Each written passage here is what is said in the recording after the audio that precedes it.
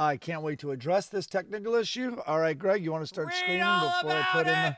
Read all about it! Hear ye, hear ye! I'm a poor boy.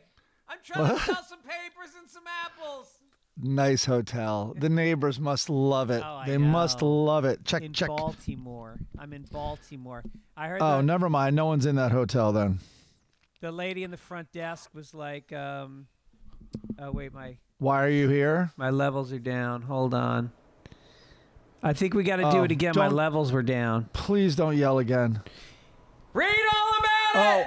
Read all about it. Oh my God! Off the presses. Does Baltimore have a paper? Does Baltimore, Maryland have a paper? Yeah, didn't they have the Sun? Oh, the Baltimore Sun. That's right. And what's his name worked there? Who wrote The Wire? Well, John Waters lived here. He shot all of his movies here. The Colts used to live there. Yeah, I just heard. Did you just run out? The lady at the front desk. It is the most annoying accent. I mean, you got Pittsburgh and Philly, which are bad, which are right in the neighborhood. But the lady at the front desk was like, what did she say? She said, "Wait, Pittsburgh's in the neighborhood? Well, not that far, right? Pittsburgh might be closer to Chicago." But the accent, the Philly, Pittsburgh, and Baltimore accents are all a little bit similar to each other. Yeah. All right, I'll give you that. And the lady behind the desk said to somebody, "Do you want me to leave that on your credit card?" And she said, "Do you want me to leave that on near credit card? On near credit card?" Pittsburgh is closer to Detroit than it is to Baltimore. But anyway... What are you, Rain Man? By the way, I'm a Rain Man. I have the same impulses, but none of the data. I have nothing in recall. So I'm Rain Man if I have Google. You're Drizzling Man. I'm like Humid Man. I'm not even drizzling. There's literally nothing there yet, but there's a hint of it. There's an impulse. There's a compulsion to be smart. Hey, how did you do in the casino with Humid Man? Not so well. He knows about counting cards, and he counted them for one hand. That's as far as he got. There's still a lot of picture cards in the deck. That I know. And the casual conversation was about as interesting as Rain Man's. I bring the negative stuff, just none of the positive. And we're going to this club, and like there's an employee who has Asperger's, and then the feature act his brother has Asperger's. I forget there's like 5 points of Asperger's, and then I'm selling my pins and I raise money for Best Buddies. It's like an Asperger's festival, and and then I had these two people in the front row who were on the spectrum, and they kept heckling, but not with like a one-liner. They would go, yeah.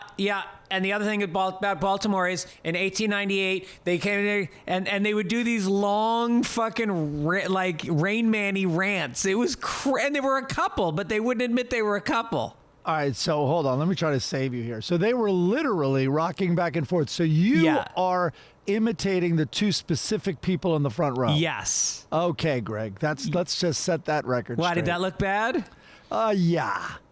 Luckily, you're probably freezing so much. That's another thing I want to say up top to the people on YouTube. Everyone reamed me on YouTube comments last week because I'm freezing. I'm freezing because of your crap. Nothing's changed. I'm in my bunker. You're in a crappy Baltimore hotel and you have crappy Wi-Fi and you are ingesting my feed slowly. Because people should know I'm recording. I don't know why. I've got the Zoom membership to have longer calls. Why don't you just pay the fucking $20 a year and then you can record it on your computer and this won't be happening?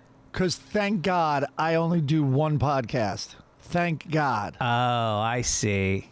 Yeah. So I'm amortizing it over 3 podcasts. See that?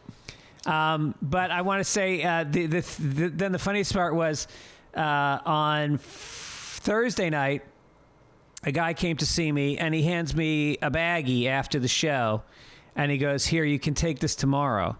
And I said, "What is it?" He goes, "It's LSD." And I was like, "Thank you so much. I really appreciate the LSD."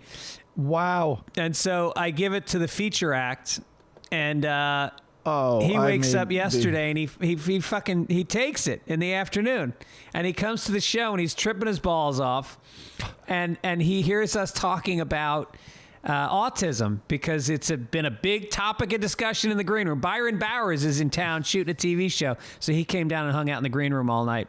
Also, I don't think it's called Asperger's anymore. Just another quick FYI. Oh, Jesus. I think it's all spectrum disorder. I got to update my app on what I can say. It's probably not even disorder. Wait till they change. They're definitely going to change that. It's a reorder. It's not a disorder.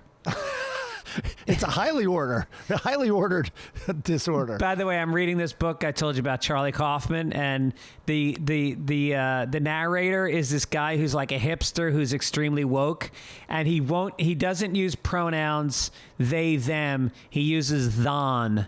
He calls everybody thon. I like it.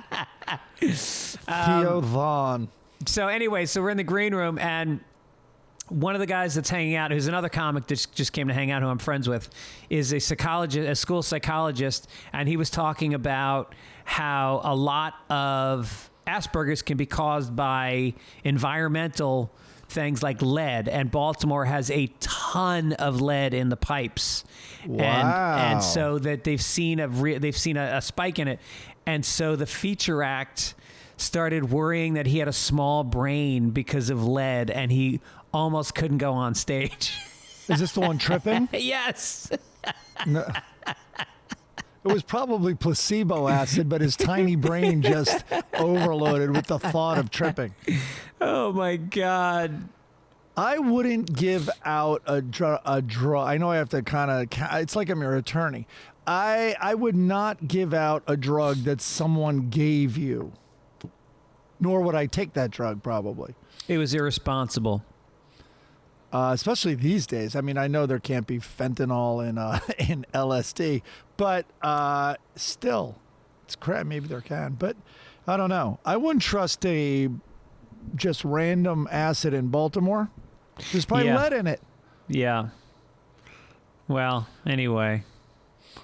All right. What else? But do we isn't got? it weird? Like, where do accents come from? Because, this country was settled pretty much by what? The Dutch and the British, would you say? The early settlers of New England? Yeah, absolutely.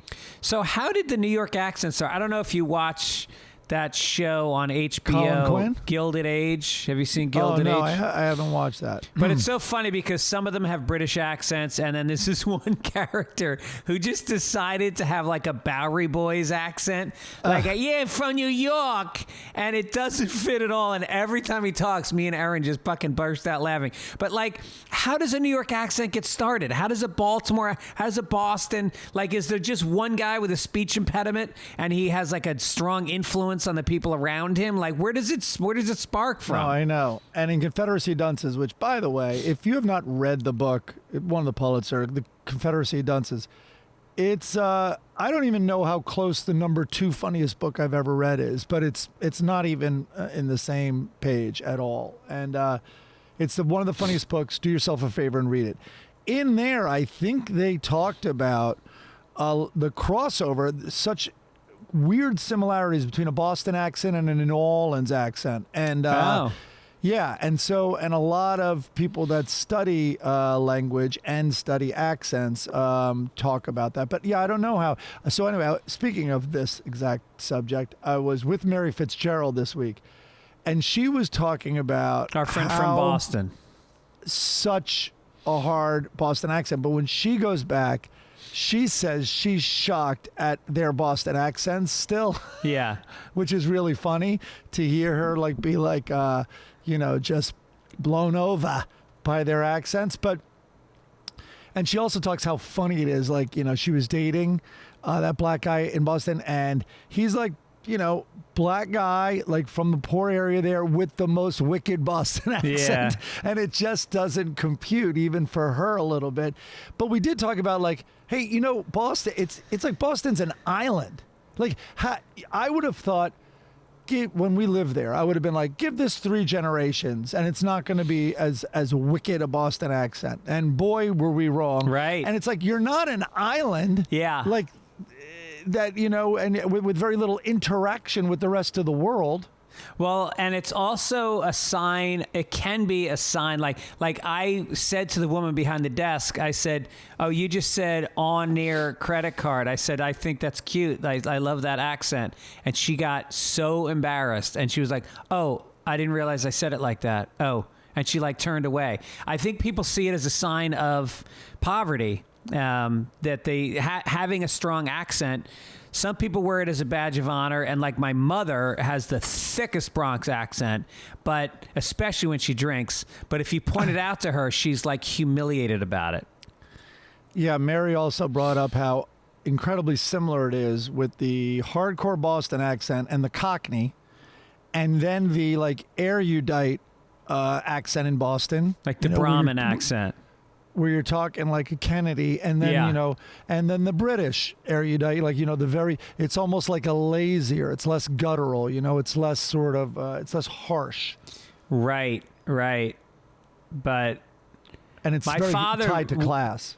Tarrytown, where I grew up, like where you grew up in Eastchester, there's a very thick Bronx accent in certain towns in Westchester. But when my father heard me talking with an accent, he fucking screamed at me because he was a broadcaster and he didn't want me speaking with an accent. No wonder he constantly screamed at your mom.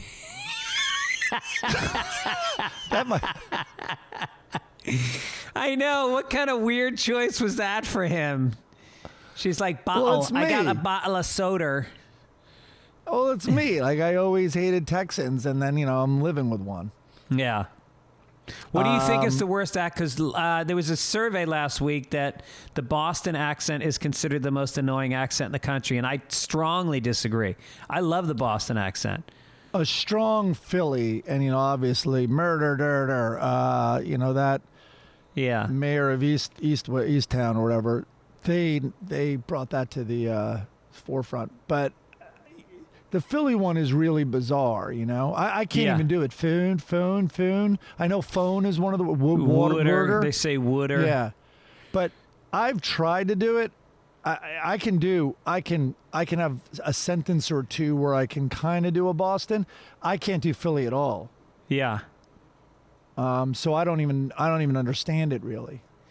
I know there's like online, you go to YouTube and like they teach you, how to do it, like what to do with your vowels and stuff. Wait, I remember I wrote down some words from that show. Oh, overdose.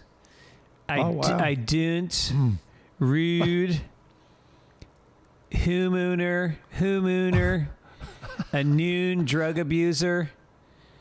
There's almost a little Spicoli in there, like there's almost, it's very bizarre. Yeah. So what else is going on? Oh, I was talking about Euphoria. So I finished Euphoria, but one thing I forgot, which I wanted to mention last week. So my 16-year-old daughter, Olivia, is like, you should watch it. And we'll watch it. And so she's seen it. So she's watching kind of me watch it, and she loves watching it again. But all of a sudden, like during a scene, and I don't know the scene's close to being over, but she does. And she'll just casually get up off the couch and walk in front of me, like to her room. And as she's going, she's just like, get ready for a lot of dicks.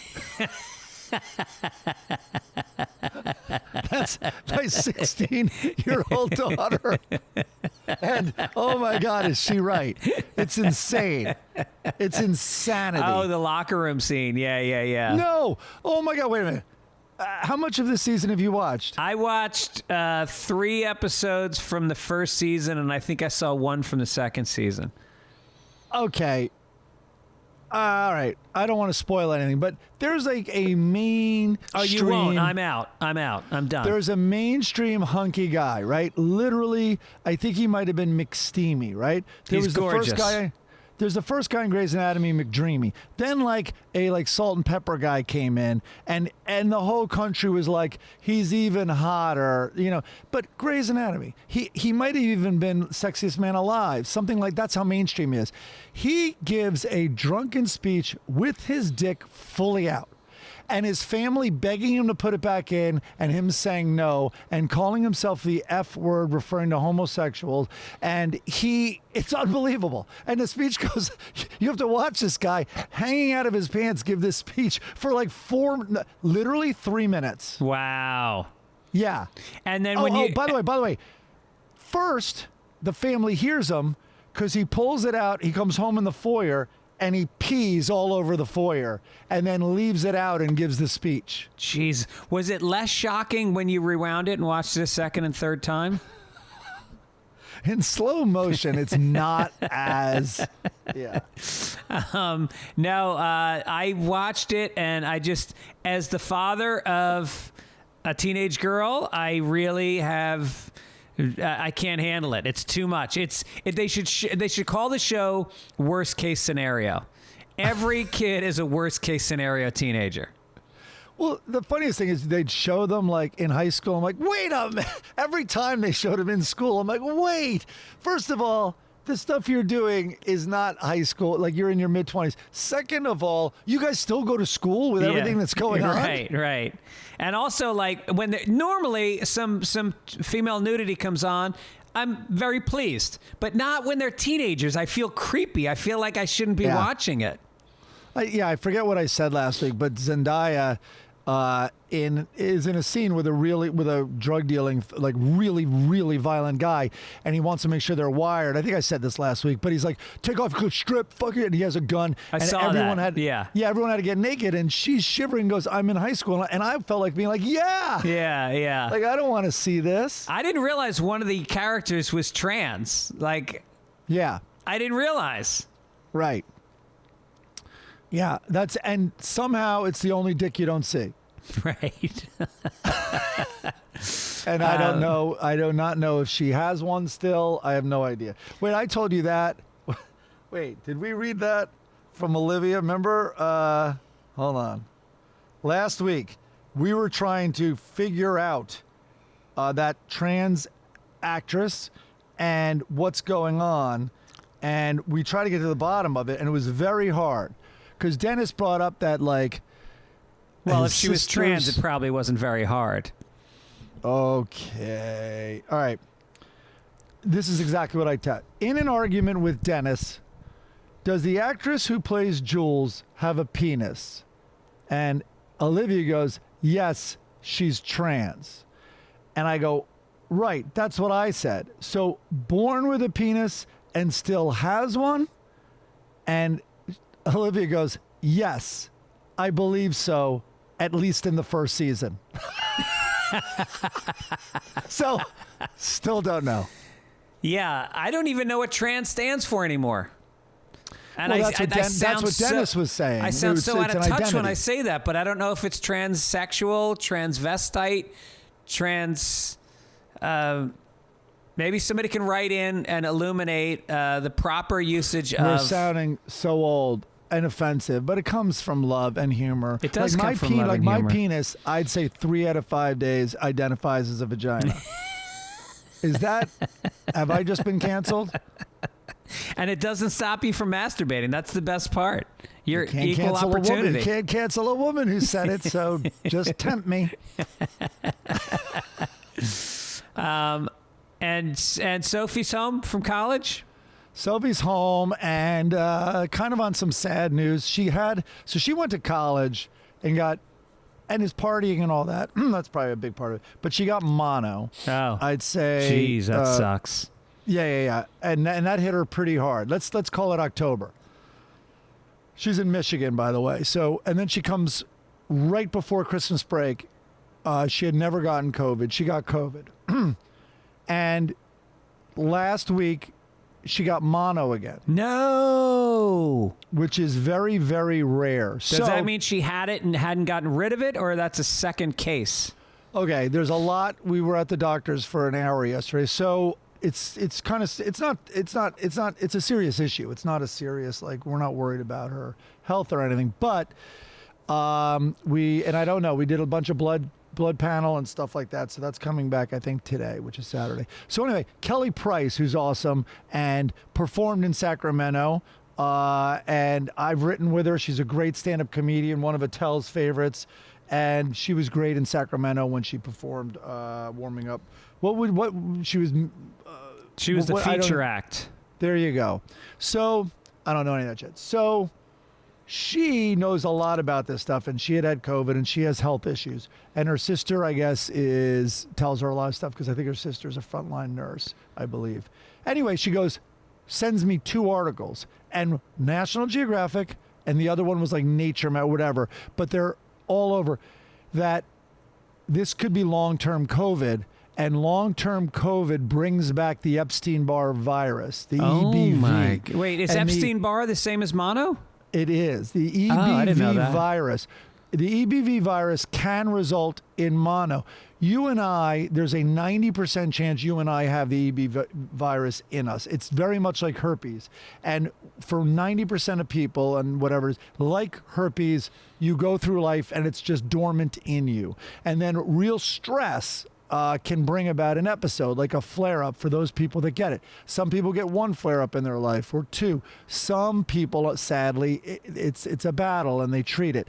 So the same as with, I think, Epstein-Barr is viewed in a similar way. And I know I'm not getting all of this right probably, but COVID can be that stressor, is the simple way the doctor explained it to us. So it's like a cocktail of COVID and Epstein-Barr. Well, it's that COVID, and especially with autoimmune stuff, and there's a virus in you, that COVID then can trigger it. It's called the technical word they use is reactivate it. Yeah. So she has reactivated mono, no matter what. That's a fact. And now they're seeing and they have to intervene because there's a chance it would keep on happening. Anyway, not comedy, but that's what we're going. What are the symptoms? Is she tired? She's bratty, and no, I'm kidding. She drinks a lot in college, doesn't communicate with her parents. She's self-righteous and left-leaning. Yeah, she comes back after her first poli-sci class and tells me America's a piece of shit. Those might be symptoms of freshman year of college, but they're also, incredibly, can get very fatigued, headache, and then really, really like congested and stuff. Oh, that sucks. Yeah. And also out of it. Like the fatigue can bring on she's like, sometimes there are periods during the day where I feel like I'm watching myself. So she has a break from school, so she came home and she's basically just going to chill and sleep for a week. Of course not. She went down to San Diego, camped and surfed through this. So that's the thing. She's asking for some of it. I shouldn't say it that way. But she's definitely not like, on bed rest. Far from it. Right. Yeah. All right. Well, don't kiss her. I know. It's crazy. So... we want to give a shout out. Last week, I challenged our listeners. I said we don't get enough music from our female listeners. And sure enough, G-Fire Mayo shot us off that amazing theme song from this week. Nice. Yeah. That was very cool. Which was very cool. Thank you for that. Made me eat my Mayo. words. Wow. What a name. And then the logo this week is from Joe DeLuca. It depicts, some people don't know, but there's an old story that I did on my first Letterman appearance. I closed with a bit about rollerblading in New York City, and I think you did this also, right? I used to hang off the back of trucks and get pulled up and down the avenues. As much. I used to rollerblade all over New York and over to Brooklyn and all that, but I didn't hold on to trucks as much. Brickner and I, Dan Brickner, speaking of Philly, Dan Brickner and I, my roommate, and a good friend of ours from BU, would rollerblade with me. And we used to rollerblade, and the Twin Towers were an amazing place because there was the plaza, and it looked like, marble, but it's like a marble-like giant tiled floor, basically, outside the Twin Towers. And I was rollerblading with him, and we were just like kind of tearing it up there because it felt and looked like we were on ice. It was amazing. and one of the big slabs, the grout had come out. And so it was this. Anyway, my wheels fell into that rut, into that grout, and it then grabbed them, and I smashed down. And Brickner says that was still the biggest collapse on that site ever. the most violent implosion ever there. Yeah. We used to skate because you guys lived up on 88th Street, I think it was. Yeah, something like that. And I used to stay with you guys, and we would rollerblade. I mean, to put it in perspective, 88th Street down to the World Trade Center is like the tip of Manhattan. Not the tip, but way uptown Manhattan all the way to Wade. That was like a good 7-mile round trip skate. No, more than that. 20 blocks a mile. You know, north-south blocks in New York City are basically 20 blocks a mile. So that's probably 80 6 just miles to get to down. zero. Yeah. Just to get to zero is right, exactly, is 4, and you're not even near the World Trade Center when you get down there. Yeah. And I used to go to my spots. I would skate I lived in Little Italy, and I'd go to the Upper West Side, and I would go to 10th Avenue, and I would jump on the back of a UPS truck, and I would just get dragged all the way uptown, just looking out for potholes. I'd look for potholes, and I'd skip over them. Skitching, yeah. You don't have much notice with the pothole, though, especially if you have to be right behind the truck. But anyway, so one day I was writing on Bill Maher's show, Politically Incorrect, and I was going to work. And so I was going up 10th Avenue. I was on the back of a truck. And then all of a sudden from behind me, over the loudspeaker of a cop car, it said, "Hey, donut boy, let go of the back of the truck." And I looked down. I had on a horizontally striped shirt. I think it was maroon, as a matter of fact, and it looked like what you would wear if you were a baker. Which is why I fucking love New York City police officers. Oh. So I let go, and they come up to me, and I'm just thinking to myself, I'm donut boy. Maybe it's the cops are having like a donut fantasy, and like everybody that they see throughout the day is like a character in their little donut play. Get home to your donut mama and your donut siblings. Right. So they pull me over, and the guy fucking writes me a ticket. And luckily I get out of it, though, because at the last minute, Croissant Boy came skateboarding across 7th Avenue. No, I got the ticket, and I had to pay it. See, people complain about the police, and you have every right, Greg. You have a great cop abuse story. That's also. Right. Corrections in from last week. Scott says, "I know I'm a few weeks behind on Sunday papers, and I'm sure you've gotten a lot on this, but I live in Israel right now. They fucking love mayo over here." Who, G-Fire Mayo? What? There you go. God, yeah, see? I'm going to have a couple of callbacks today. I'm just going to try. When you go to a restaurant, they have ketchup and mayo on the table. When you order it, it comes with packets of mayo. It's definitely able to be made kosher. Okay? Good to know. All right.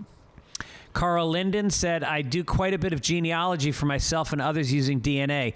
2 sets of twins marrying each other and producing genetic siblings is not analogous to inbreeding any more than producing siblings in the normal way would be. As long as those siblings don't marry each other or their cousins, it's not incestuous." And that's signed Chuck and Randy Sklar.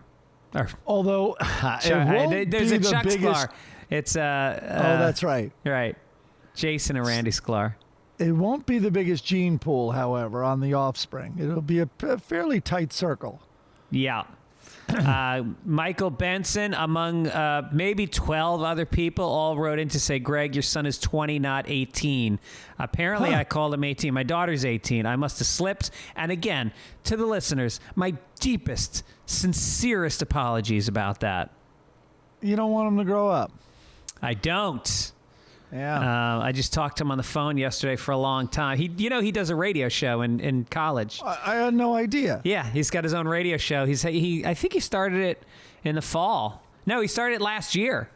And him and his roommate, he's got a very cool roommate, this kid named Rory, who's from Western Mass, and he's like a music aficionado. And they play the coolest fucking tracks, like groovy hip-hop, like Leon Bridges, and like really amazing stuff. Like, I get musical suggestions from them every week when I listen to the show. And they talk and they shoot the shit, and it's really cool because, you know, as you know, my father did radio, I did it, and now my son is going to also go into a low-paying job with no future. Wow, maybe you could find little hotel rooms with the worst reception ever and do a staggered radio show where every third syllable is heard.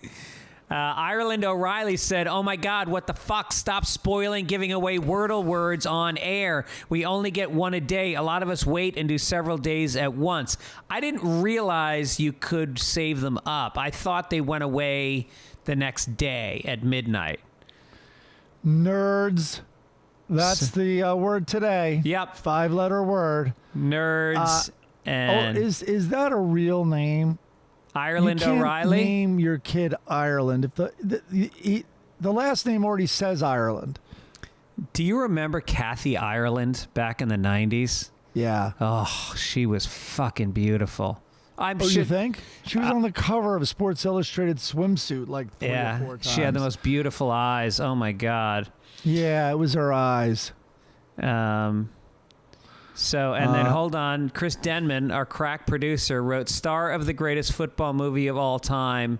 I have to wait for him to finish typing because he types like fucking like a 1930s roughness. Necessary Roughness. There's somebody named Ireland. Necessary Roughness was Denman's. That's what his defense attorney kept saying in that trial he was in. That's what he calls January 6th. Yeah, a little cruel to be kind also, which is a little weird. Jason Bateman. Ron Zozak says, Amelia Earhart's navigator on that ill-fated trip was Mike Gibbons, a man. Whoa, After wait your a minute. insensitive joke about her being a bad driver. See, she made a bad choice. And then there was a letter I didn't put in here where a woman attacked you for making hack jokes about women being bad drivers, etc. Of course, there's a Karen. But hold on. She liked the show a lot. Wait a minute. She was not a Karen. She was very well spoken. She was restrained, and she had praise for the show. But she pointed out that you do sometimes take cheap shots at women with your jokes. She was asking if it was meta, and so I know meta is overused, but it is a little meta because, so my girls, yes, so they basically are meta. I know I get a rise. I think for some reason it makes me laugh, and it's probably a fault. So first of all, I'm sorry. I don't really feel women are, of course I feel women are inferior in some areas, like I feel men are inferior in some areas. And sometimes I like pointing that out for real, but a lot of times I just make intentionally dumb jokes like my girls. So if my girls will be like, well, I went to the doctor and she said, and when they get to she, I go, uh-oh. And they flip out, and that's why I do it. Yeah. So I guess that's kind of meta because the joke is really about something else, and not the real subject at hand. But I hear you. I get it. I hope she didn't write that letter to us while she was driving, because that's 2 strikes against her and her ability to do it well. Wait a minute. I found the letter. So I finally couldn't take, her name is Trisha. I finally couldn't take it anymore, and I had to write. I don't get Mike's jokes about women being terrible drivers and women's sports being slow and boring. Are they supposed to be meta? Even on an ironic level, they don't come off as funny. They just come off as predictable and hacky. Each time he says when I think, quote, "Come on, Mike, do better." I hate the phrase "do better." I really hate that phrase. I would say it's patronizing, but that means it's coming from a fatherly place. That being said, his joke the other week that Greg stepped on about even I'm getting shot on fucking some collateral damage. About some movie he was watching on a flight. That movie was so bad that I tried to leave the theater 3 times and I was on a plane. Made me laugh right out loud. So she gave you a little love as well. For a kind of a hacky joke. I appreciate it.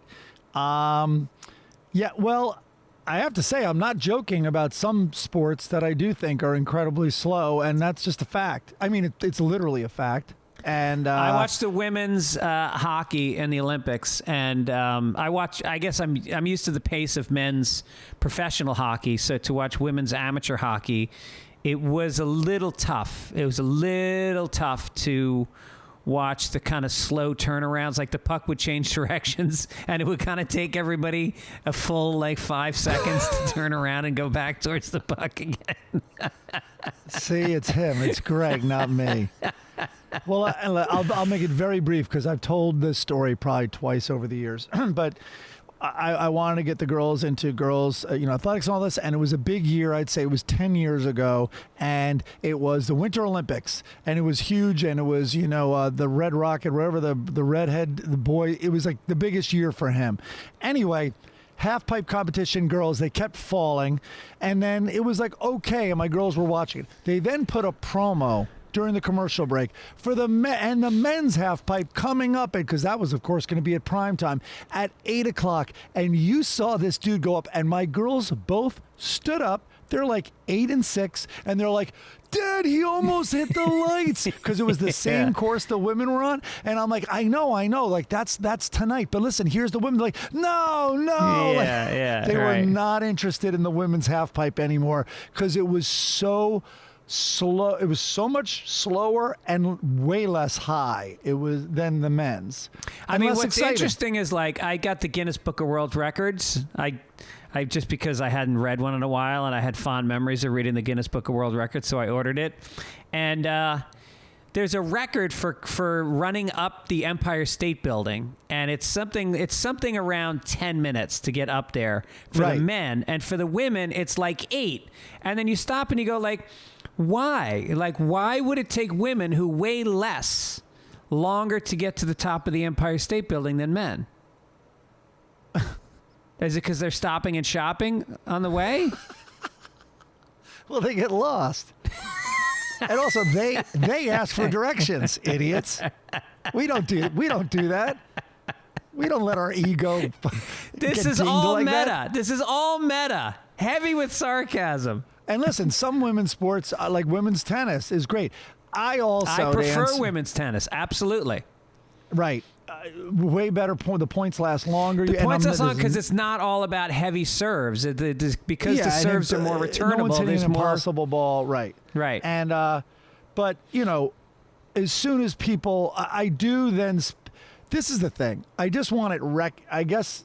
I guess when I feel someone's really blowing through something, like when they're saying Serena Williams is one of the best, tennis, whatever. My whole Serena Williams bit, which is never ever popular, but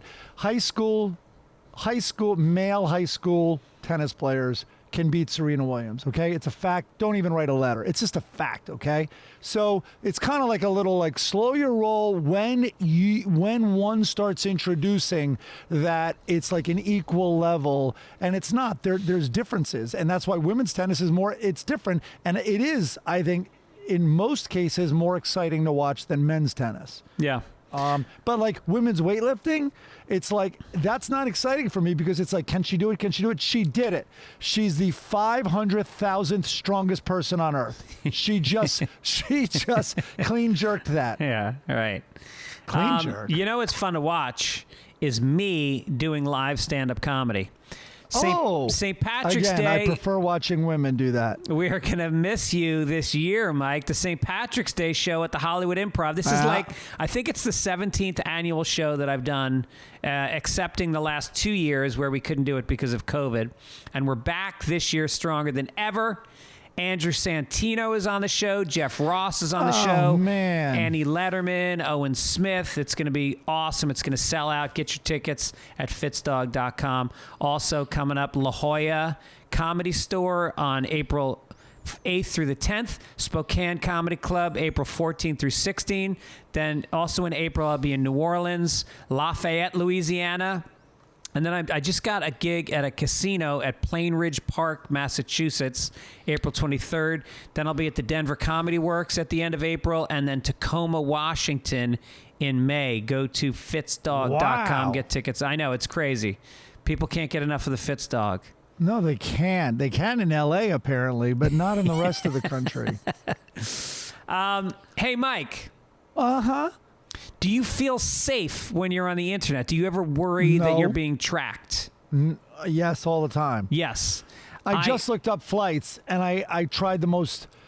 I put on private browsing. I did everything I could because I get screwed constantly when I book travel, and I'm just trying to explore options. Next time I go, the prices are higher. That's what people don't realize, that the airlines have an algorithm where if a flight is searched a number of times, they jack up the price. If you do it with ExpressVPN, then you hide that data from going to the airline, and it doesn't raise the price. You also can tap into Netflix and HBO out of other. You say you're in Sweden or England, and you have access to a library of movies and TV shows there that you don't hear. And most importantly, no one's tracking and selling your data. You're a lone wolf. So it's also secure for your private information. Well, there's data cap, whatever. There's so many reasons that you should be using this. I love ExpressVPN because it comes on automatically on my. Sometimes I have to click the thing, but it usually comes on automatically. It's a simple app for your computer. You can use it also on your smartphone. And it encrypts all your network data, tunnels it through a secure VPN server. Nobody can see your activity. Think how much your life is on the internet. And people you've messaged, sites you've visited, videos you've watched, all tracked by tech giants. So I recommend ExpressVPN is the best way to hide your online activity from your ISP. You just download the app, tap one button on your device, and you're protected. So you can do it without slowing down your connection as well. That's why it's rated #1 VPN service by Business Insider and The Verge. So stop handing over your personal data to ISPs and other tech giants who mime your activity and sell off your information. Protect yourself with the VPN I trust to keep me private online. Visit expressvpn.com/papers. That's EXPRESSVPN.com/papers and get 3 extra months free. Go to expressvpn.com/papers right now and learn more. You got a paper there, Mike? Oh my God, do I? Hold on one sec. Oh, this is exciting. It's a CVS pharmacy bag. And wait till you hear the crinkle. Wait till you hear it. You ready? Whoa. It is firm and crisp. Whoa, we are going big this week on Sunday Papers.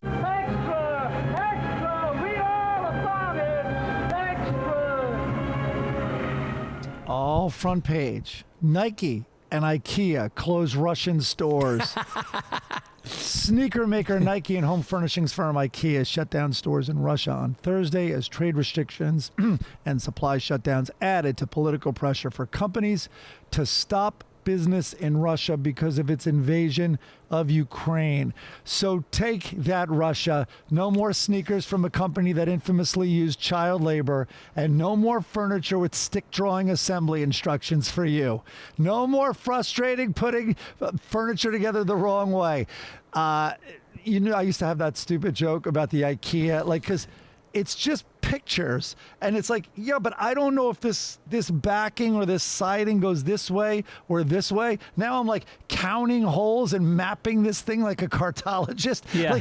It was crazy. And I'm like, wait, let me look at this. He's like, oh, you put it together there, and then you've put it together wrong. And then I'm like, I'm going to turn the page and see this stick figure, having a drink, watching me flail. Next page, he's having sex with my wife as I'm trying to, as just a stick figure of me trying to put a bureau together for the kids' room. Why is this skinny guy fucking my wife? If we want to punish Russia, let them keep buying IKEA. And if you keep it up, Russia, we're going to send Spectrum cable. Right. You're going to love it. Right. We're going to start delivering packages to you that get fucking crushed. And it's also like, as far as the Nikes go, we can get them to kill themselves because that's what happens in this country over Nikes. That's right. We just got to send them to the inner city in Russia and see what happens. I think if we want to put in sanctions that hit them hard or do something like that, I think we got to do the maybe mail order brides. Like every single male American, get yourself a Russian mail order bride. We get all the women out of the country. The men lose their will to fight. And let's send a lot of our dumb sluts over there. Whoa! Hold on a second. Was that meta? That was so meta. That was so. Listen, I could drive down Melrose and right up, like through Rodeo Drive. I could pack a couple of busfuls of people we will not miss. Let me just put it that way. Let's reverse it. We have incredibly attractive models here, like Russia does. Why doesn't the flow go that way? Right. You know, a friend of ours, not a mail order bride, but a friend of ours married a Ukrainian woman. A young Ukrainian woman. Did you know this? I saw a post this week. For some dumb reason, I went on Facebook. I'm trying to remember why. Maybe my dad posted something. Anyway, I'm never on there. And I saw, did he go over there? I think he went over there. I think he went over there and married her. When? Like this month? Yeah. Oh. And that's what got her out? That's a story. Yeah. All I saw was a post saying we are all safe in Poland. Yeah. I think he had actually married her previously, but the paperwork wasn't working. And then I think he went over there and he got it all through and got her out of the country. Huh. Yeah. All right. So, so I guess we'll meet her soon. Yeah. I'm just not going to do Polish jokes. Okay, here we go. What else do we got? Freedom Convoy? Oh, my God, the Freedom Convoy. All right, so the spinoff of the Freedom Convoy in Canada is heading to DC. It's heading to the DC region, and it arrives now, this weekend. The U.S. protesters, inspired by the self-styled Freedom Convoy that occupied downtown Ottawa for weeks, was in the middle of the country this week. Despite organizers touting numbers in the thousands, Indiana State Police spokesman Captain Ron Galaviz said the convoy amounted to fewer than 300 vehicles when it arrived in Indiana this week, and a majority were passenger vehicles, not large trucks. So less of a trucker convoy and more of a traffic jam of Dodge Charger bros with a misguided sense of freedom. Yeah, what's Chris Denman driving, a Volkswagen van? Well, you try to sell him on an electric bike, maybe that's what this is going to roll into DC as, a bunch of fat guys on mopeds. He's not fat. He's just big. No, I'm not talking about Chris being fat. The convoy he's not skinny. I think an electric bike would take, let's just say he's not going to get the full 200 miles out of it. Chris is like 6'5". He can't go on one of those electric bikes, I don't think. No. All right, the convoy is on day 9 of its 11-day journey, traveling from Monrovia, Indiana to Lohr, Ohio. Day 9? How slow is this guy? It reminded me, remember the World's Strongest Man competitions where some buff dude would pull a truck with his teeth, like there was a mouthpiece and a cable, and he would be walking backwards. It's in my Guinness Book of World Records, yes. I think that is even faster than this convoy. I think that the convoy of Russian troops going towards the capital, towards Kyiv, is faster than this. It's insane. What is going on? Really?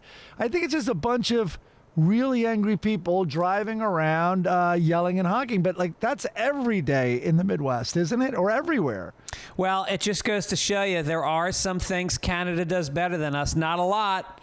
Sketch comedy, truck protests, folk music you can kill yourself to. That's true. Maybe that's what they're playing on the big convoy. You're right. Nice. Well, in Lewiston, speaking of up north where it's cold, in Lewiston, Maine, a man who stumbled along a street while carrying his own severed arm was saved by 2 public workers who saw him and happened to be trained in the use of tourniquets. Trained in the use of tourniquets, so they're able to make a square knot? He said it had to be divine intervention because 2 of my best guys just happened to be Best guys. What are you, a singer in a Motown band from the 60s? Two of my best guys happen to be standing on the sidewalk, said Ann. Oh, it was a woman, Ann Brenchick. It could have been. She can say that. It couldn't have been better guys for this kind of situation. She cut her shoulder off near the shoulder in a workplace. No, the guy did. What? I think you copy and pasted this. I think it sounds to me like Marianne Brenchick. We'll just call her Chick. She might be like a police captain or a medical person. All right. And she's referring to her two best guys. Okay, so the guy had the arm chopped off, and then it said the next day they came back to check on him in the hospital, and he gave them a very awkward half hug. I just want to know, was he on the side of the road holding his arm with the thumb out, trying to get a ride? Like, it's like I'm not reaching far enough. If I hold an arm, now I have two arm lengths, my thumb is going to be like, their windshield's going to hit it. It's going to be that far out on the road. Hard to ignore me, hard to drive by. Or if you're just holding it across your chest, does it look like you're just folding your arms and you're actually fine? You're just pouting? Or maybe he stole stuff from the 7-Eleven, but he just put it in the hand that wasn't on him. So he's like, this isn't mine. I found this arm holding this six-pack. Hey. Yeah.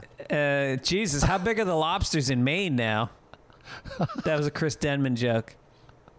That's funny.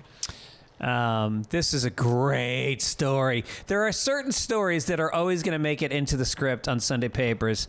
And the family values Republican who gets caught with his pants down will always get in. Van Taylor, a Texas representative with a wife and 3 daughters, has dropped his reelection campaign after the public saw a raunchy sext he sent while having an extramarital affair with Tanya Joya, the widow of an Islamic State fighter just last week. What? So a terrorist. The sext requested her to perform analingus. I didn't even know that was a word.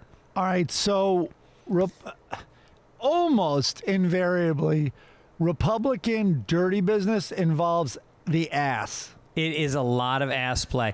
He wanted her to perform analingus on him while he enjoyed a drink. Do you need a drink? I think if someone's tongue is in my ass, they got my full attention. That's also like whatever the name of that procedure, that sexual act is when you're on the toilet and you're having a woman. You knew it, of course. Blumpkin. Yeah, it's like, how isn't it good enough to be experiencing what you're experiencing? Now you got to put this icing on icing. Like, you got to have like a martini while this person is doing their business way downtown. I know. Taking a shit gives me enough joy. I don't need a stupid blowjob on top of it. Yeah, I know. Someone feeding me Oreos while all 3 things are happening. It's crazy. The affair is notable because considering that Taylor has spent years opposing LGBTQ equality under the guise of family values, he has supported bans on same-sex marriage. And now, if this guy is such a fan of ass play, what's his issue with gay marriage? It's rife with ass play. No, he doesn't want them to be committed to each other. He wants them out there playing the field. Yeah. Guys, stay single. What are you thinking? This guy went dark. I mean, cheating with, ass play with a dead Muslim's wife. Talk about holding up the confessional line. Forgive me, Father, for I have sinned. Can I sign up for the all-you-can-eat plan? Is there like a jumbo... This would be faster if you had a menu. Yeah, that maybe grouped some things together. How about this? I'm sorry, I did everything, and now let me take some things off the list. That would be a faster way to start. Oh, my God. He'll be back because these guys, these Christians, man, all they got to do is apologize, and they actually can go up in the rankings. He's probably getting patted on the back like, yeah, you're going to have her eat your ass. Like, that'll put her in her place. They're less than. Yeah. Yeah, and he's like, yeah, you're right. I was going to have a cigar and a cocktail while she did it. Yeah. By the way, I'm surprised. How close are we, on a serious note? How close are we where he says, those texts aren't real? And even the woman on camera showing you their text and saying I did it, she's also not real. That was all fake. That was a deep fake. It's all deep fake. And that's all the Republicans will need to hear to believe it. Like everything will be a big lie. Yeah. Yeah. Something that's patently true. They will introduce debate on its authenticity. And that's it. That's all they need is that window. I just feel sorry for this woman. First, she's got to live with a terrorist, walk around wearing a fucking burqa all day. And then she finally gets to the U.S. and she's like, I'm free, democracy. And now she's got her tongue up the ass of some fucking Christian Republican in Kentucky. I don't know. I think what happens is you lose a spouse. I don't know if it can get much worse. And then she found something worse. And so it puts it in perspective. Yeah. And it's not so bad anymore. Right. Speaking of worse, we got good news. Okay. In the good news for Gubbins section, we got a big response on we decided we wanted Dennis Gubbins on The Bachelor on TV. ABC roundly refused our offer. So we decided, or Chris Denman came up with the idea of having The Bachelor on Sunday papers featuring Dennis Gubbins. Mm-hmm. We put this out to the listeners, and we were overwhelmed with responses from women who find him attractive. They find him charming. They love the stories. We got one letter from a woman named Holly, who said, my name is Holly. I've been a fan of both of you for a long time. I was excited to hear that you're looking for a girl for Dennis because I know the perfect girl. She's my best friend. I mean, it's not her. She's my best friend of 20 plus years. Her name is Summer. She's 46. No kids, never been married. I want to unpack that a little bit. Fresh. She's fun, kind, creative, giving. She loves kids and dogs. She's a hairdresser nanny in Orange County. I think this could Dennis is orange. That's right. This is perfect. And he needs a nanny. This could be a perfect match. Yeah. I'm attaching a story she wrote for her online dating profile. It sums up what she's all about. We decided to save that for when we have her on the date. We want her to read it to Gubbins. I think that would be sweet. And she's a hairdresser because she can dress the hair on his belly. We also got one from a woman named Brandy, who says, it blows my mind that an enigmatic, well, that might be tough on Dennis if she's using words like that. Enigmatic, beautiful man like Dennis is single. Doesn't blow our minds. I am 39 years old. I'm a down-to-earth stoner rocker boho. What's a boho? Whoa. What's boho mean? I don't know. Boho Houston girl. Maybe that's a section of Houston. Bohemian. A bohemian, maybe? Oh, a bohemian slut. A boho. That's what he needs. Well, maybe she meant to write hobo, because that's probably more along Dennis's. No, she definitely meant. She's not a hobo. She's on like boxcars. Yeah. Maybe she'll hop some trains here. Take him out for a baked bean dinner. Bohemian something. Well, I'm back in swampy Texas shithole after a decade in Seattle. All right, so she's in Texas, so we'll have to figure out what the Greyhound schedule is. Chris, to get her up here. Next to the word boho in this story, look up what boho is. I'm interested. Dennis is such a popular guy. I thought for sure he had a harem of hotties around at any time. Not enough bohos. He doesn't have enough bohos. I didn't realize the Hollywood female, the most judgmental breed of any outside of British royalty, might deem him just cute or some kind of unfuckable. You're good friends to set the record straight and seek some TLC. For Dennis, I have thoughtful. Seemingly little life drama with no kids or divorces, and I have a dog. Wow, she's got some competition. I do have the trauma and ADHD debuff that put me a decade behind my peers in the adulting realm, but I have a budding career and lucky enough to work from home. Huh. All right, so... so she has dog and trauma? She says, sexually... Honestly, I think I was a courtesan in a past life. I believe I'm in touch with my French ancestors in that way anyway. What's a courtesan? Isn't that like someone who lives in the palace? Duh, it's a boho. She's got some vocabulary. Jesus. Well, it's Bohemian. Bohemian is French. Yeah, but I don't know what she means sexually. She was a courtesan. I think she serviced men in the Moulin Rouge in a former life. Are we talking about analingus here? I enjoy a hike, dogs, and mountains. And I am stoned. All right, so there's a lot here. There's a lot. But I'm Googling boho.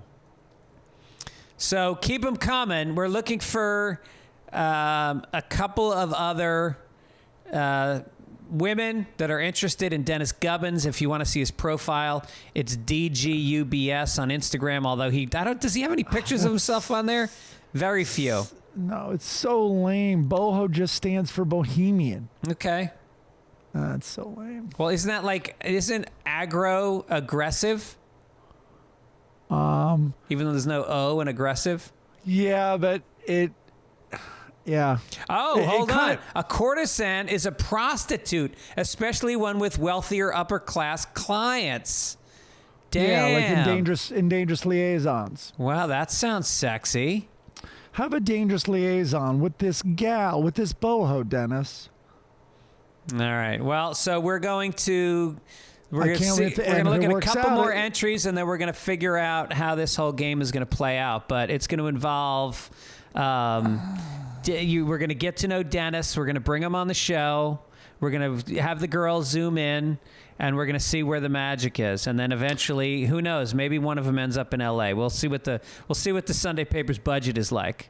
And if it goes really well with the second one, it could be a boho bozo wedding, which would be really special. I think we should get a sponsor to sponsor bringing the winner to L.A.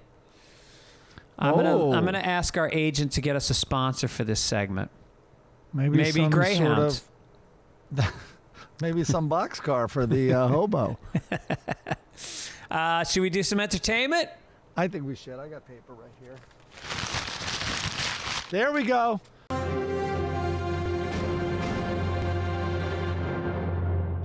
Joy Behar suffers dramatic fall on The View, face plants in front of audience. Okay, why did I stop watching The View?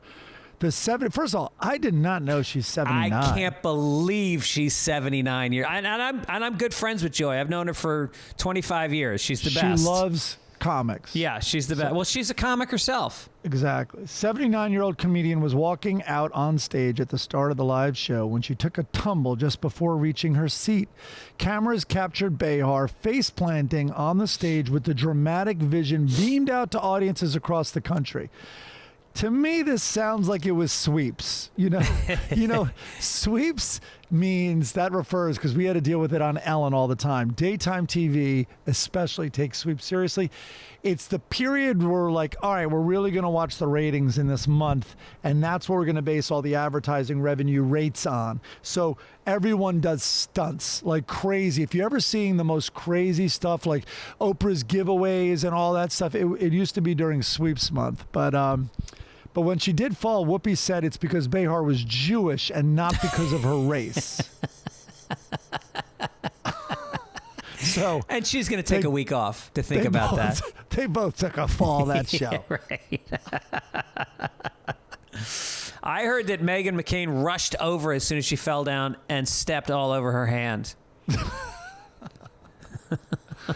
Poor Joy. I mean, oh my God, what a hot topic. I love that. I can't believe she's 79. My mother's 79. And I know. Joy's pretty sharp, man. She's very sharp. Yeah, yep. She's great. I mean, not as sharp. Maybe not as sharp now either. Yeah. She'll have, put it this way, she will have, if she hasn't already, she will have a lot of good jokes about it. Yeah. She's incredibly self-deprecating. I'll give her credit for that. Right. It is funny that she's not Jewish, by the way. Everybody thinks she's Jewish. She's Italian. Oh, yeah. Oh, my God. My joke was based on her. I totally assumed she was Jewish. Everybody thinks she's Jewish. She's Italian. Then it's definitely not based on if she's Jewish. Yeah. Wheel of Fortune host Pat Sajak is requesting of the online community after a viral moment in which... Oh, no, you didn't read the headline. Oh, have a little heart.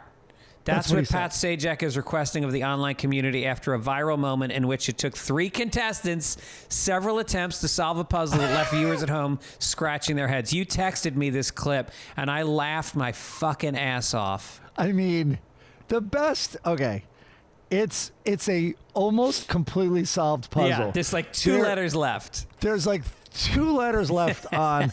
Was it put a feather in my cap? It was just another feather Or in your cap. Another feather in your cap, right? So, and it was like the word. It was like blank a blank, right? Yeah. And the best was this woman in the middle. It was a woman, couldn't guess it, but the guy on the right, like everybody watching, totally knew it. So now comes time. He's psyched she didn't get it. Comes time. Well, you got to say what she said. She said Okay, go ahead. She said another feather in your lap. I think she might have said a hat first. I think it was. Oh yeah, first it was hat. She and said then- hat, right? Now it goes around. He Yeah. spins. He's so psyched to swoop in and take all the money, and he spins bankrupt. He's bankrupt. 2 people spun bankrupt. 2 people went bankrupt during the spinning. So she goes again. She's like, I'm going to solve. Go ahead. And she says, another feather in your lap. LAP. And then another spin. He comes to him, the guy who went bankrupt. He spins again, and he gets lose a turn. Yeah. Then it goes back to her, and she Yes. goes, another feather in your map. Yes. M-A-P. Oh, God. That was fucking great. It was. Meanwhile, Vanna White is still wondering what the rules of Wheel of Fortune are. Every time she went to flip them, she thought they were right. Find that clip and watch it. It is, and Sajak, very gentlemanly. Yep. I mean, he never hesitated, because Sajak is, he's witty. I guess you could say or tries to be witty all the time, and he was all business. He's like, no, okay, now it's your turn. Like, just moved on. Very professional. I wish to God that my sole focus in my entire career was to host a game show like Wheel of Fortune. Those guys, first of all, they tape like 4 a day, 4 days a week, and then they take the month off. And Yep. he makes so many millions of dollars a year, and all you got to do is be kind of nice and, keep moving along. I mean, and then just play golf. Just fucking play golf. Incredible. It's the greatest job. It is really something. Hold Yeah. on, Chris is typing something. He made $16 million a year in 2016. Wow. I'd love to see the breakdown of his hourly salary. Yeah. There isn't one, obviously, but if you crunch the numbers, it would be outrageous. Yeah. Well, let's say he does $200 a year, so it's about $100,000 an hour. No, but I'm saying, are you basing it on how many shows he does? Oh, look at Chris has already figured it out. Pat earns $312,000 per work day. Breaking it down per show, he gets $52,000 per show. Vanna White earns $34,000 a show for not even speaking. Jesus Christ. I wonder if you broke down how much Vanna White makes per word. Because is there small talk? I guess they started, There's a little right? bit of small talk at the beginning and the end. Yes. When we were young, Vanna White all of a sudden became fire and then appeared in Playboy. Yes, she did. Was it the 90s? Yep. And so there was such an interest in her that I think they had to include her in small talk, because otherwise she was just like, and I think they did this with a lot of game shows, where basically this live mannequin who would just flex her hand along an automobile on The Price is Right, or Vanna who would wear these, very sexy outfits and just turn letters. It was so objectifying. I think they had to humanize them a little. But oh boy, I wonder what the breakdown on per word is for her. God, not what many a words. life to make that kind of money and work that little. I mean, maybe I sound like a fucking sloth, but that's all I really wanted. Speaking of sloths, They might have paid their dues, though, with the Mr. Harvey Weinstein to get the job. That's Look right. at that segue. Harvey Weinstein was caught with contraband milk duds in November, prompting a reprimand from LA County jail guards, according to records viewed by Variety. The milk duds were confiscated, and the guards warned that they would have to search his attorney's legal binders and laptop bags in future visits. Weinstein claimed to the guards that he had bought the milk duds with him when he was extradited from New York in July.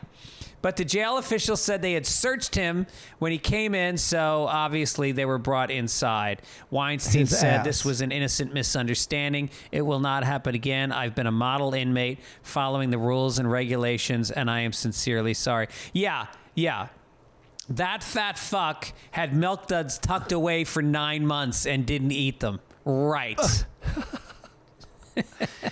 He's a movie guy. It's concessions, man. Well, you can't take Yeah, away. right. He's a movie animal. That's what he wants. Also, he probably mixes them with popcorn, like all great, movie fans do. And then maybe he pulls the popcorn trick on his cellmate. Yeah, right. Hey, I don't think he reach in has here. to. I don't think he has to trick his cellmate into grabbing his dick. I think maybe I'm just wondering how they got them in. Like, did the lawyer stick the milk duds up his ass, and then when he got them out, maybe there was a couple more milk duds than he started with, and Harvey had to guess which were the good ones? This milk dud thing is crazy. Maybe he'll get a sponsorship. He wants them that bad. He's having them so delicious, people smuggle them into prison. Right. And I love that, like, here's a guy whose entire defense is his word. It's literally a he said, she said, because there were no witnesses to any of these things. It's only he said, she said. And then he's going to go and put his word on the line about some milk duds. That's the first thing I would bring up in court if I was trying this case. Your Honor, this fat fuck said that he had a box of milk duds for 9 months in his cell that he didn't eat. I rest my case. It would be interesting if there were details, like if you went back in the transcripts and it's like, so he jerked off in a plant with one hand while emptying a box of milk duds into his mouth with the other. Like all of a sudden, milk duds creep up, which would be the corroborating evidence you would need across the board. Right. We always talk about things we've seen on this show, and I was a little behind you, so I watched the movie Coda this past week. You took a giant shit on it, and I have to say, this is once again an example of you being dead inside. This is a beautiful movie. I cried. Aaron was laughing at how much I was crying throughout the movie. Are you really? Yeah, it was beautiful. Okay. All right. Okay. I don't know. You might be dead inside. You might be, this is my argument. You might be deader inside than I, and it just takes a little poking, and all of a sudden you fall apart. That's what I think. So I'm unstable. Where I'm alive, I'm not. And you are massively handicapping these deaf people. And all of a sudden it's like, oh my God, it's even so much more special because you don't even view them as fully human. I viewed it as, look, everybody feels embarrassed by their parents at some point. So it gives you this window of accessibility, and then it amplifies it by the fact that not only are the parents hearing disabled, but they're also kind of obnoxious. Like, even if they weren't deaf, it would be very difficult to have them as parents. And there was something very noble about the character. I thought it was just a very well-made movie, and I think the guy deserves the Oscar nod. There were so many things that didn't make sense. Like, you wouldn't be having this kind, and the sex, and then the way that he talked to the boyfriend. Yeah. Oh no, it was like that's the after-school special type. Desperately wanting to be liked and corny jokes and all that stuff.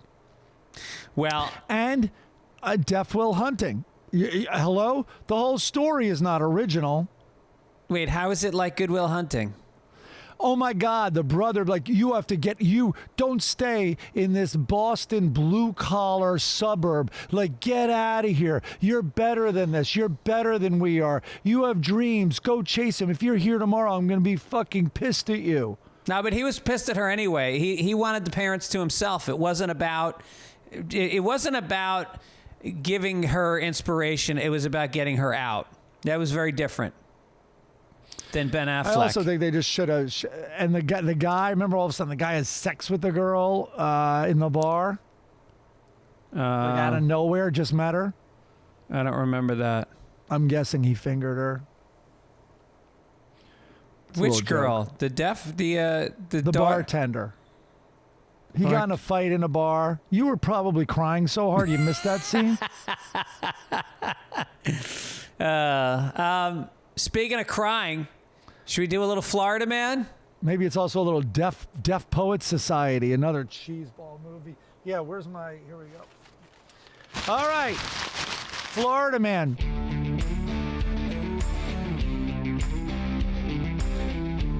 I found this story.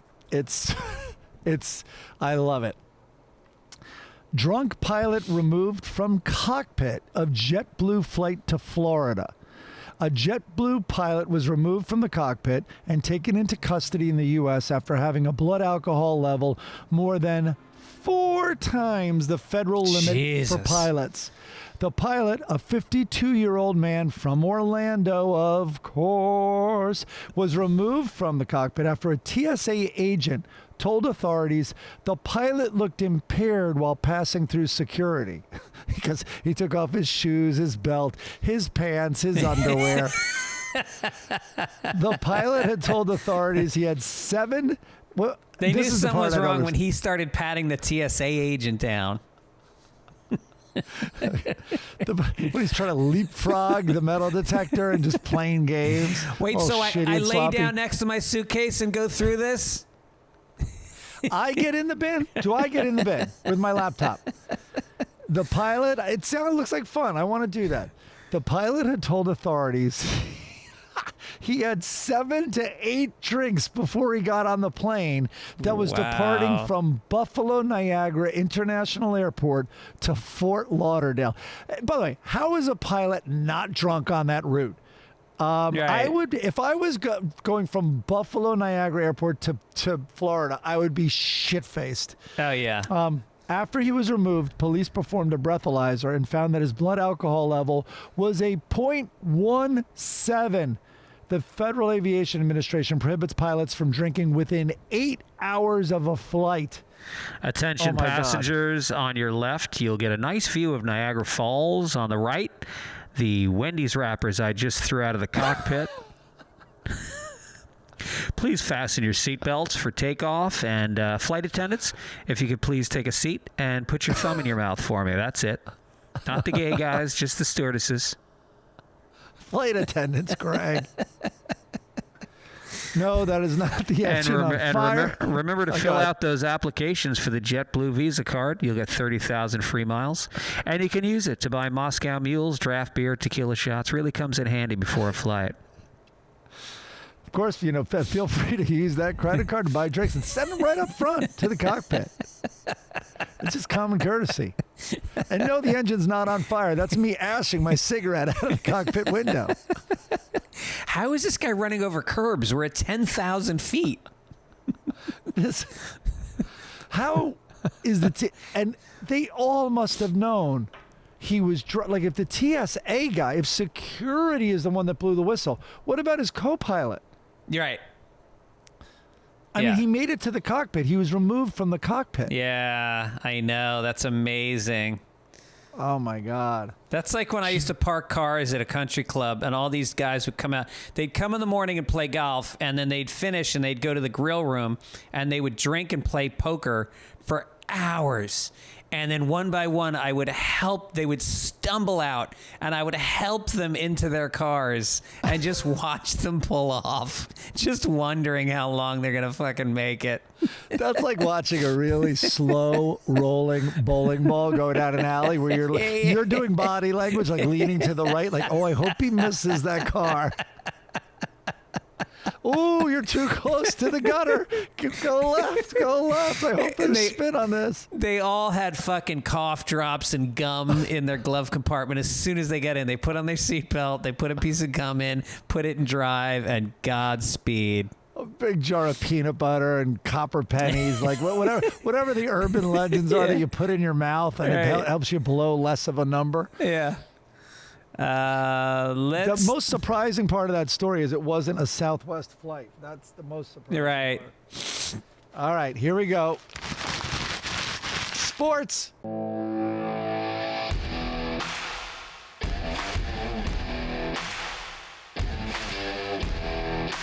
JetBlue 1.7%. That's right. NFL becomes the first major sports league to drop COVID-19 protocols. Turns out they dropped it 2 years ago. Really? No, they didn't, but they acted like it. And remember all the cheating? And it would also be like, remember we would watch it, we were confounded in the news where we were like, oh yeah, one of the linemen got it, so he's out. It's like, well, what about the constant scrum he was in with all the other linemen? Right. What about the contact? Like, what about everyone else laying low? Like the rules for other American citizens. Anyway. Wait, so now that they dropped this, I guess the Jacksonville Jaguars defensive line is allowed to get within 6 feet of a quarterback next season? Oh, is that what's happening? They also dropped giving a shit about CTE brain damage, and also they stopped giving a shit about their players killing girlfriends. The NFL is great again, back to the old ways. Yep. It sucked when they cared for a minute there. Yep. No more pink for breast cancer. That's out. Yeah. I think I can use that in my act. I'm going to do the Jacksonville Jaguars joke in my act tonight in Baltimore. Oh, poor Baltimore. Does Baltimore? What happened? It was so sad when the Colts left famously in the middle of the night To go to Indianapolis? Yeah. Yep. Well, you have to know. Can you make it does a Ravens joke work? I don't know how bad their defense is. I researched it. Jacksonville had the worst defensive line last year. Oh, got it. All right, what's this story you got here? I've never seen this. Let's see. Oh, no, Chris put this in. Oh. I'll read it while you're working on your Baltimore act. From the New York Times, Russia says it has an American basketball player, Brittany Griner, in custody. So it's a slower American basketball player. They were able to catch her. A Russian news agency identified Phoenix Mercury center Brittany Griner as the player detained in Russia after customs officials said they found her hashish oil in her luggage at an airport. Okay. All right. Wow. Boy. It has been opened into the large-scale transportation of drugs, which can carry a sentence of up to 10 years behind bars in Russia. What? Well, I guess whatever the sentence is, I'm guessing she'll receive about 15% of what an NBA player would receive. Chris Denman. Pro-women. All ironic. Well, that's not. I mean, the women players make, it's probably about right, 15% what the men make? Tops? That's tops. Well, the top ones don't make 15% of what the top males make. I mean, no way. Oh, Chris is writing, no, they make 1.5% of men's average salary. Wow. Damn. And it's also, interestingly, less than 1.5% the amount of dunks. That we know. Well, no, what it comes down to is 1.5% probably of the audience, the viewing audience, or is it more than 1.5% of the viewing audience?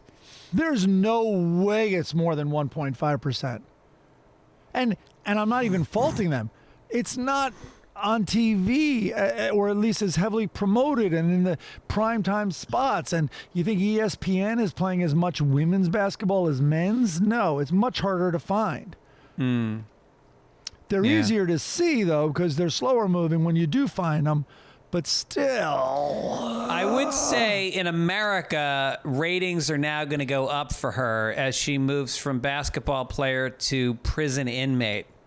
A lot of guys want to see that in a Russian Russia's prison. going to force her to play for them. Yeah. That's what's going to happen. Not only in prison, in the gulag. All right, if I haven't lost enough viewers, Here we go. I don't understand what's wrong about my take on this. Okay. Transgender girls and women are now barred from female sports in Iowa. Iowa Governor Kim Reynolds has signed a law that bans transgender girls and women in the state from competing in sports according to their gender identity. The measure applies to public and private K through 12 schools and community colleges, as well as colleges and universities affiliated with the NCAA and the NAIA.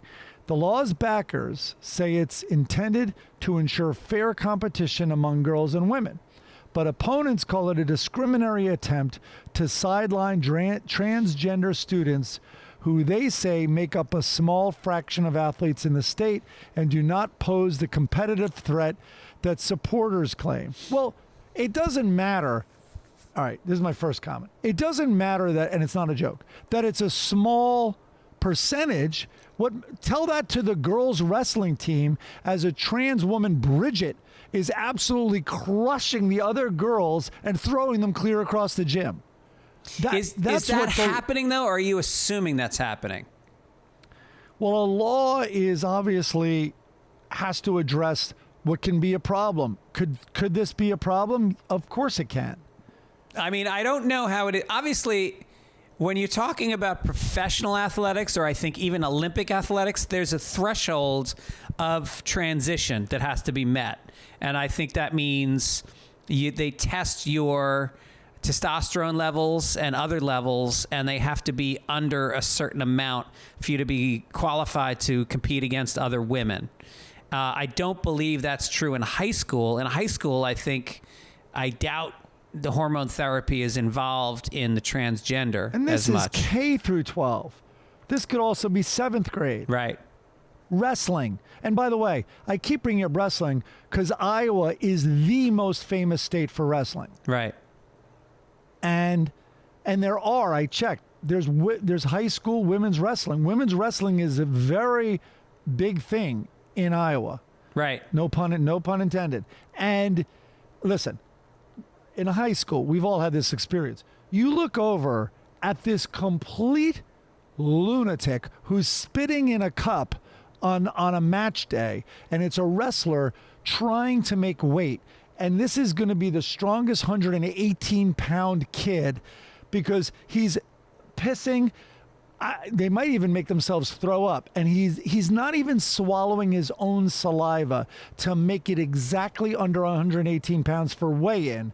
And then he chugs water. Chris knows more about this than we do. I think then there's time where he then, before the match, can eat or at least jam down energy bars so he has energy for his match. Well, Chris has definitely wrestled a lot of women. So. So listen, I guess I want to do this story because, and there's a double standard, by the way, transgender girls and women would be forced to play against boys and men. The bill does not address the eligibility of transgender boys who would be free to compete in male athletics. Right. Okay, Chris is writing. If you weigh in at 205 pounds, it's pretty easy to weigh 220 to 230 pounds by fight time the next day. So you would have to eat and drink 20 to 30 pounds of food and drink? I think a tremendous amount of that is water weight. That's got to be so bad for your system. Oh no, it's very bad. It's crazy. Wrestling can be different. They do same-day weigh-ins many times, he says. But listen, the bottom line is, if you are a 9th grader, I don't think you've had enough hormones. But if you're saying, then this I don't even know. I'm not trying to be disrespectful. a trans woman who was born with male testosterone, if you're saying then they can't compete if they don't test below a certain testosterone threshold, then maybe the problem takes care of itself. Maybe that's your argument, Greg? I don't know. I think it's a tough argument. I mean, you want to support these, I'm supportive of trans people that want to be seen as their chosen gender. But with sports, it is really tough because, you've got women that have trained and have dreamed of being champions in whatever their sport is. And if they're being knocked out by somebody who's physically built that much different, it's just a tough argument. I don't know. I can see both sides of it, but I know exactly what you're saying, Greg. You're saying, because I remember you, when that Jeopardy champ came, the top earners of all time, the top 5, all of a sudden, there was the first woman who made it into that 5, but it was a trans woman, and you said, so it's really the top 5 are all dudes, and that's unfair to women who will never break into the top 5 because of their smaller brains. So you're applying that logic to this as well. I think we should go on to science and tech. I fought hard against this story. What are you going to change the subject like a woman in the middle of a fight? All right, here we go.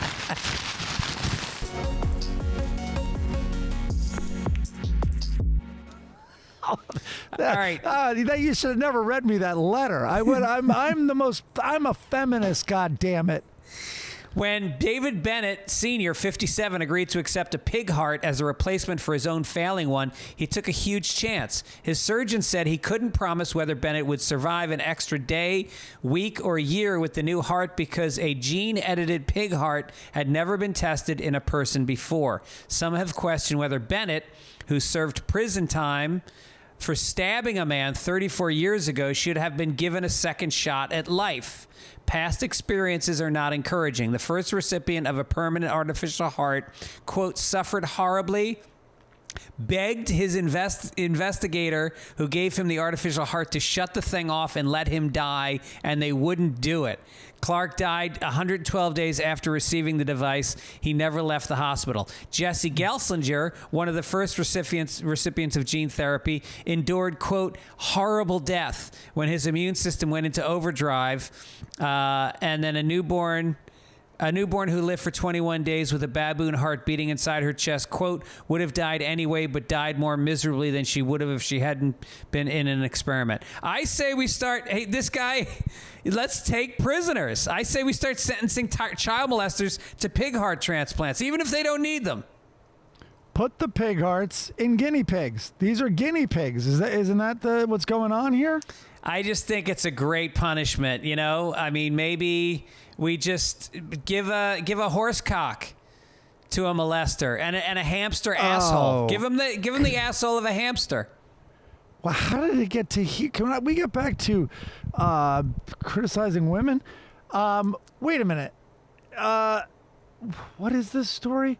So the criticism, though, was why would he be given a second chance? In other words, the critics are saying give it to a person who's not a criminal and someone who hasn't stabbed someone. I think that they're only giving it to prisoners because it's so questionable that they wouldn't subject somebody who's not a quote-unquote bad person to be the recipient of something like this. I guess maybe it's give it to someone with a health life. This guy is going to die. He didn't get it didn't come in time. A human heart transplant did not come in time. Here's a pig one. I guess that's their argument. Right. And this country's very against. It's almost like Nazi Germany, where like you're doing weird experiments on people that are prisoners. Yeah, I don't think Nazi Germany asked for consent. No, though. That's true. And I'm wondering if it's, if you go to death row and not the death row that lasts 20 years, it's like, nope, you're scheduled. In 28 days, we are going to shoot you full of chemicals and kill you. So if the state is shooting someone full of chemicals and killing them, or even electrocuting them, which I think is still Does that still go in Texas? Yeah. Then as long as you're going to medically kill the person, why with consent can you medically try something in a noble effort like to advance science and absolutely not trying to intend harm and not knowing that it will hurt the person, kind of like this pig heart? Well, the Hippocratic oath is that you should do no harm. So a doctor can't do it trying to hurt the person. But if you're somebody who's truly sorry for the crimes you've committed and you're being put to death, then yeah, maybe it is a way of showing remorse and showing contrition to give your body up. I wonder if the Hippocratic Oath does detail and that it's do no harm to humans, because doctors do incredibly fucked up harm knowingly to animals on animal testing. Right. And they used to do it to people. Yeah. So, I don't know. Let's. The good hamster asshole joke. You nailed it. That was a good one. That's going in the Baltimore act tonight. Let's we can go skip business. Should we do? Yeah, let's skip business. Yeah. What do you want to go to? Let's go to. Let's skip this day in history. It's not that great. And let's go down to. Oh, we got a lot of letters to the editor. Let's hit some. Here we go. Okay. Yes. Tell Mike. It didn't go unnoticed. No. You're getting a lot of shit today, Mike. Jeez. It didn't go unnoticed that he mocked his daughter's shopping list for being so organic and woke, but then went on minutes later to and about the sponsor's plant-based eggs in a bottle and how they're so healthy and better for the environment. Amazing. RJ in Vancouver. I have a very guilty as charged. I have a very LA By the diet, way, I'm sure. you should introduce those to. Do you think Olivia would like them? Where was the list? It's right here because I haven't moved it. Yeah. Oh, listen, man. I want to give her credit. One of the things is, first of all, the best is actually, it's funny. I was gonna show that her list. See, she's normal. It says regular bacon, but that she writes regular bacon. Yeah. Is very revealing. Yeah. Most lists would just say bacon. Yeah. Yeah. So anyway, but it still has the French. Can we liquid. agree as a culture that turkey bacon was a mistake, and we should just stop? Nobody likes turkey bacon. What else is in this pad? I think that's it. I've found other shopping lists around the house, though. I should. Next week I'll grab some more. They're pretty interesting.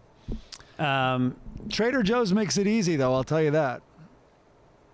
Let's skip that guy and go. Hello, this should have been in the 100th episode, but hands down, the funniest thing so far in the show is when you two riffed on the Dutch train system, giving money back to Holocaust victim families. I keep meaning to find it and clip it. Oh boy. Yeah, that could go on the act tonight too. I forgot about that one. Yeah. Can you tell I'm fucking sick of my act? What was it? They paid a round trip price. I think that was a real story. Yeah, I think they were paying reparations, right, to people that had taken the train. The train company was paying reparations. That's the least of the issue, I think. Also, did they lose bags? Another person giving you shit. First of all, I'm a big fan of your comedy. Keep up the good work. Now, please tell Mike that I enjoy. No, he's talking to me. But that I enjoy his broken Spanish. I'm sure he is working hard to become an ambassador to blah, blah, blah. But what he really needs to do is stop saying spoiler alert after spoiling the show movie. That is supposed to be said before. Come on, Mike. You're the expert, and I appreciate your reviews nonetheless. Take care, Marco.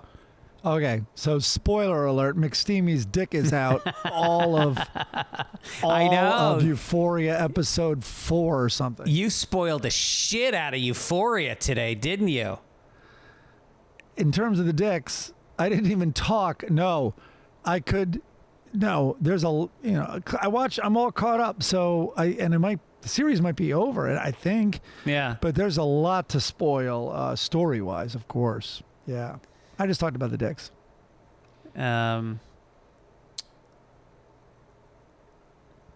This guy says, I'm caught up on Ozark. Are you caught up on Ozark? Yes. So great. I mean, look, the stakes are getting super high and higher and higher and higher. So you have to really just let go and go with it. Yeah. The opening scene, I don't know if you remember it, of this season, because there's a half a season left. Do you remember the opening scene? No. It's one of those devices where they showed you something that is going to happen. Yeah, they do that a lot on that show. So I thought it was going to happen last night when I was watching the last of this first installment of, I think, 7 episodes, but it didn't. But a lot of people forget that in movies. Like a movie will open with the ending scene, and you forget that, and then all of a sudden you're in that scene again at the end. You're like, oh, yeah. There is a note from Hawaii. I thought this might be helpful to our listeners. Often you will both complain that you have too many subscriptions to content providers like Hulu, Apple TV, Amazon. I'm ready to let you know about a relatively unknown technology called Kodi, Kodi. I'm not trying to sell you anything. I'm just trying to let you know about a cool free way to legally watch all content. I've been using it for years and I love it. I don't have to pay to watch all the latest programs and movies ad free. Just do a Google search for Kodi Box and do a little research to see if you would like it. I'm just trying to hook you up. I don't sell these things. I bought mine from Amazon for $200 and that amount is considered high. I went with the NVIDIA Shield as it is considered the best. So I looked it up, and it is legal, but they're saying that it may not be legal forever. So if you want to do it, you should do it soon. So it's sort of like a fuzzbuster. It's like a scrambler, yeah. Like, remember, like, it's very weird that you're allowed to have a police detector, radar detector. Yeah. Because it seems but it's because they're monitoring you and you have a right to detect them. Right. It sounds like this has a loophole like that, at least for now. Yeah. Might be worth doing. If people want to do it and give us some feedback, I'd love to know. And then let's do some Sunday funnies. Oh, here we go. Where's the paper? Oh, my God, I turned around. Okay. Okay. Leroy and Loretta Lockhorn, they're sitting at the marriage counselor. They go to the marriage counselor a lot, and it does not seem to be working. Marriage is work, as you know. By the way, your empty nest is so empty for Erin. Can I just say that? I mean, we're looking at your tour schedule. I know. She lives alone now. She's become very social. She's been hanging out with her friends a lot, and she also, she's been working in a doctor's relationship. She's been working in a doctor's office for the last few years, and then she is also trained as a doula. So she's also working with a baby for since our empty nest thing began. She's been working with this one client, so she's working like 2 part-time jobs at the same time. So she's been very busy. Does the doula training help her when she's married to a baby? Hey now. Hey, a zinger. So Leroy is saying, Loretta is saying in marriage counseling, the main reason Leroy and I stay together is to share the Amazon Prime account. Solid. In the next one. Not if they get the Kodi. Not if they get the Kodi. That's right. In the next one, Loretta's walking into a spa, and Leroy says, a day of beauty? Will one day be enough? Oof. Got her back for that fucking marriage counselor comment, didn't she? Didn't he? Yeah. And then let's skip down to Hagar the Horrible. This one isn't even that funny, but it's just a great comic. Hagar is standing there. There's fire burning in the background. His ship is sinking into the ocean. He's standing on the rocks looking up at the sky, and he screams, "Why me?" And then God calls back from the clouds, "Why not?" Which is sort of a parallel, because I think a lot of the rape victims scream, "Why me?" Why me? And Hagar has screamed back at them, "Why not?" And God has seen that repetitively. Yes. And now God's giving him a taste of his own medicine. That's right. Yeah, now you're getting fucked, and why not? All right, here's Family Circus. What a gem. What a treat. What an effort. So it's the little redheaded girl and she's standing in front of a woman. It looks like, I guess, a friend of the mom's came over and has a baby. You can see the mom in the background of the kitchen.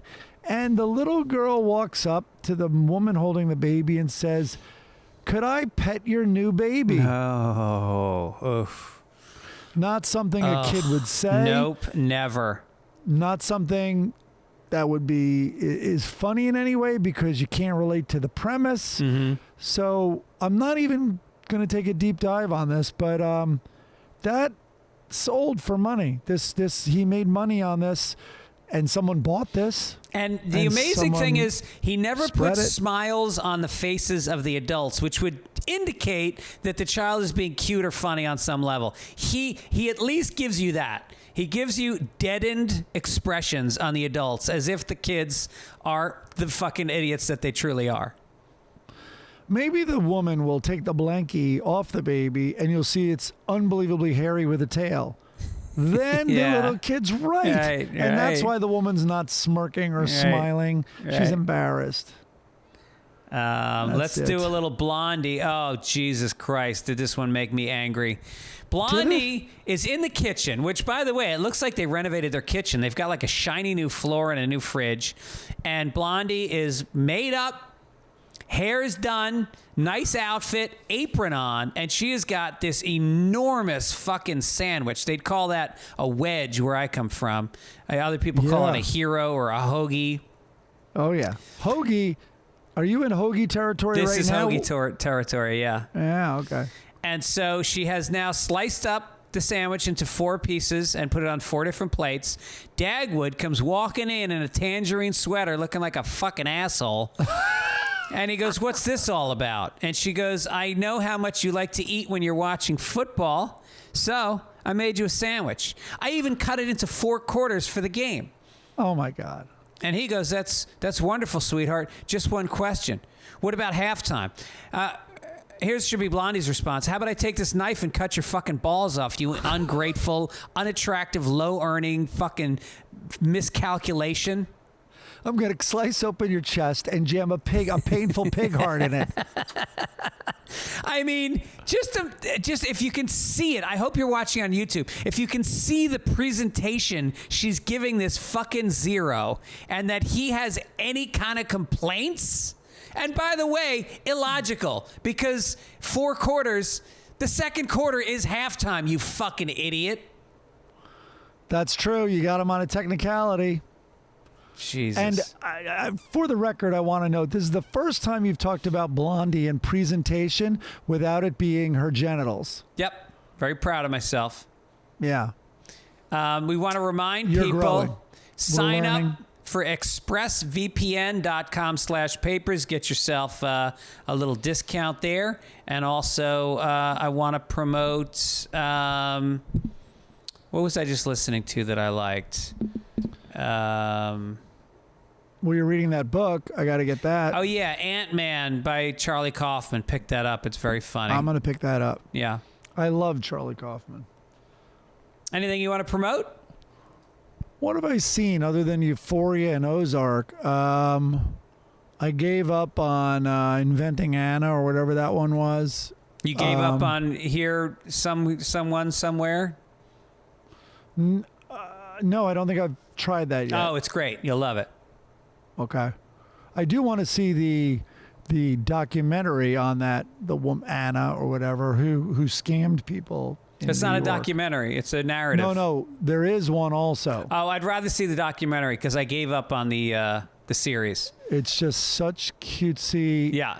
I mean, I can't stand Grey's Anatomy, and it has the same rhythm and attempts at humor. And I can't. I just can't. And the woman who I loved in Veep is unwatchable. She's... Oh, who's that? She can't keep her facial expressions under control. Oh. Is the it woman the who plays blonde? the reporter. Oh. I didn't watch... Veep's awesome, don't get me wrong, but I didn't watch all of it. You need to watch all of Veep. It's top 3 sitcoms in history. Sophie absolutely loved it. Yeah. And would die laughing. All right. Yeah, it's great. No doubt about it. Thanks to Midcoast Media for producing the show, Key and Beth and Chris and all the people there in St. Louis. And I want to thank you guys for listening. keep the submissions coming in for the Bachelor Dennis version. We could also use some more graphics. We have a bunch of songs. We're going to play the songs we've received before picking a winner so we don't get into copyright infringement. But we are looking for new logos for Sunday Paper, so feel free to send those in to fitzdogradio@gmail.com. Nice. Hey, we should next week in sports talk about a March Madness bet. I think we should bring back the bet that Rabi and I had. The over-under bet on every single game.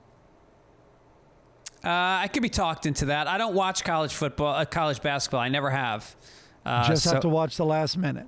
No, it becomes thrilling. Yeah. $100 a game. I'll take the under on all 75 games or whatever the hell it is. 50, it's an odd number, obviously. So I could lose $7,500? What's that? So I could lose $7,500. I guess technically. Yeah. But it's amazing how accurate it is. Except the first year I won a lot of money off Rabi. And then he won a bunch the third year or something. But yeah. All right. Overtimes are in your favor. Those are overs almost always. All right. Well, Thanks we'll for listening. Mike, I'll see you next week. Take it ish. Take it ish. Bye. Bye-bye.